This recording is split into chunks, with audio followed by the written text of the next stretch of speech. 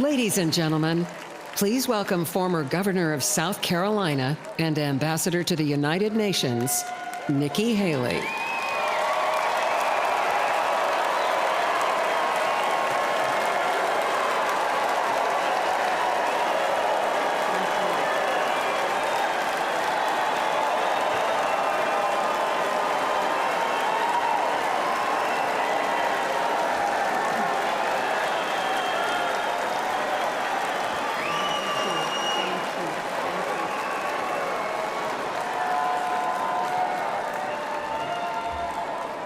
My fellow Republicans, President Trump asked me to speak to this convention in the name of unity.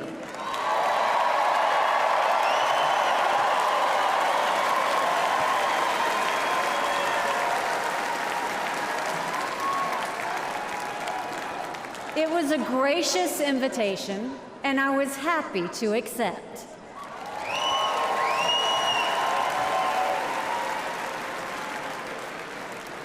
I'll start by making one thing perfectly clear.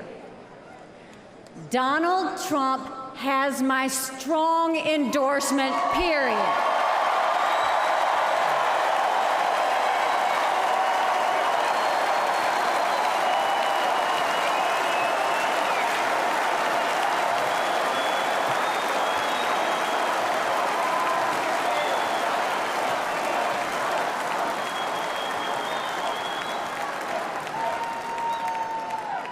Our country is at a critical moment. We have a choice to make. For more than a year, I said a vote for Joe Biden is a vote for President Kamala Harris. After seeing the debate, everyone knows it's true. If we have 4 more years of Biden or a single day of Harris, our country will be badly worse off. For the sake of our nation, we have to go with Donald Trump.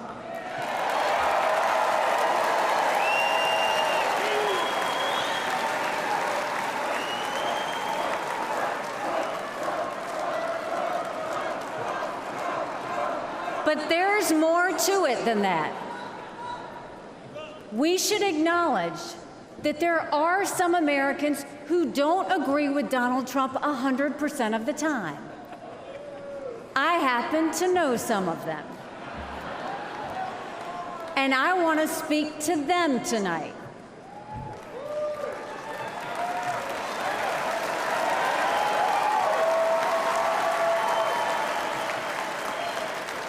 My message to them is simple. You don't have to agree with Trump 100% of the time to vote for him.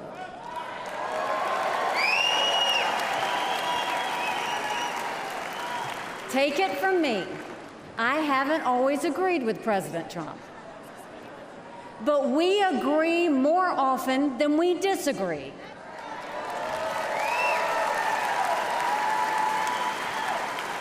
We agree on keeping America strong. We agree on keeping America safe.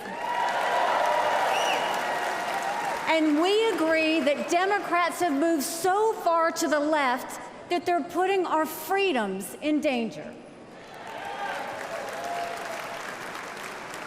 I'm here tonight because we have a country to save.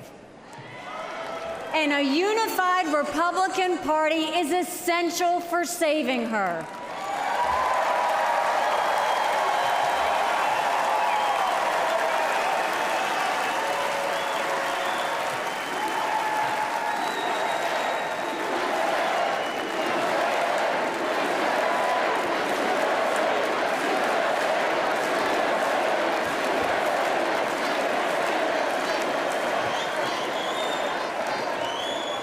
For those who have some doubts about President Trump, I want to tell you a few things about the Commander-in-Chief I know and worked with.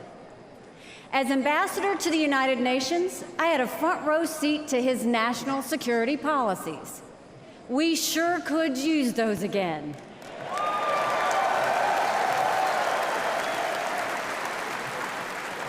Think about it. When Barack Obama was president, Vladimir Putin invaded Crimea.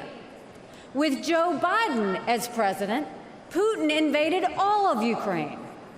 But when Donald Trump was president, Putin did nothing. No invasions.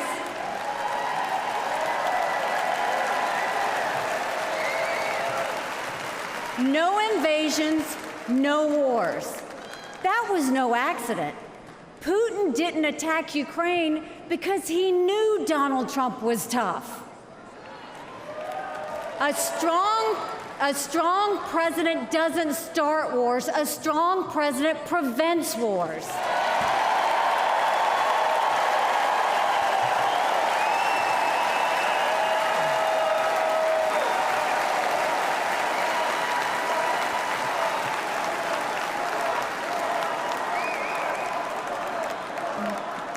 Then look at the Middle East. Every problem in that part of the world can be laid at the feet of Iran. The dictators who chant death to America are the bankrollers and weapons suppliers for Hamas and Hezbollah.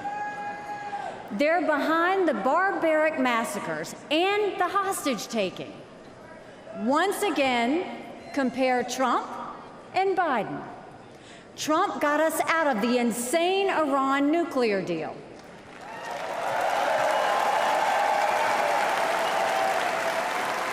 He imposed the toughest sanctions ever on Iran.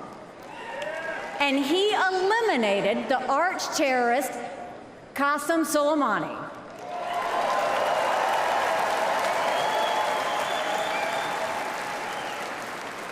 Iran was too weak to start any wars. They knew Trump meant business, and they were afraid. And then there's Joe Biden. He lifted the sanctions. He begged them to get back into the nuclear deal. He surrendered in Afghanistan. He sent every possible sign of weakness. Even now, while Hamas is still holding Americans hostage, Biden is pressuring Israel instead of the terrorists.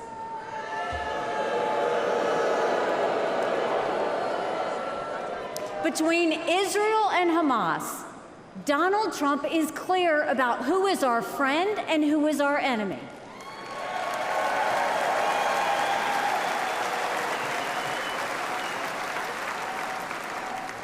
Then look at the border. It's the single biggest threat Americans face. Under Joe Biden, migrants are coming into our country by the thousands every day. We have no idea who they are, where they end up, or what they plan to do. And let me remind you, Kamala had one job, and that was to fix the border. Now imagine her in charge of the entire country.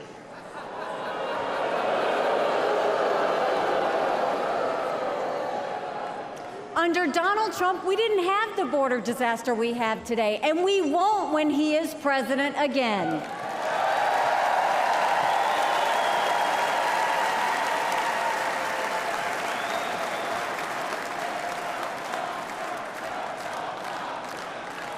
I was proud to serve America in President Trump's cabinet, and I'll tell you something you won't hear from the critics. He appreciated advice and input. Americans were well served by his presidency, even if they didn't agree with him on all things. Now, to my fellow Republicans, we must not only be a unified party, we must also expand our party.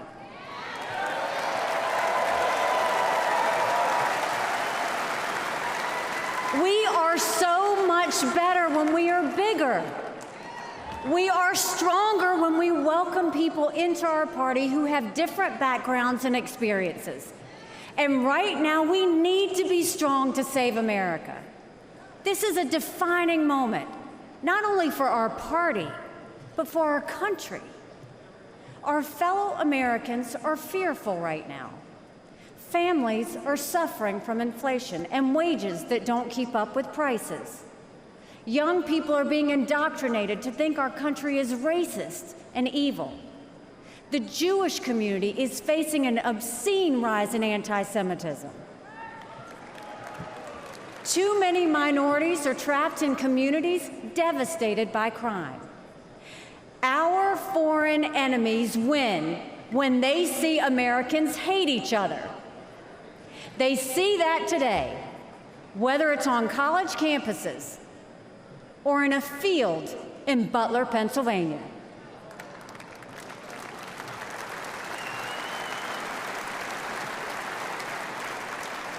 But we can conquer those fears with strength and unity. No president can fix all of our problems alone. We have to do this together. America has an amazing ability to self-correct. In this moment, we have a chance to put aside our differences and focus on what unites us and strengthens our country.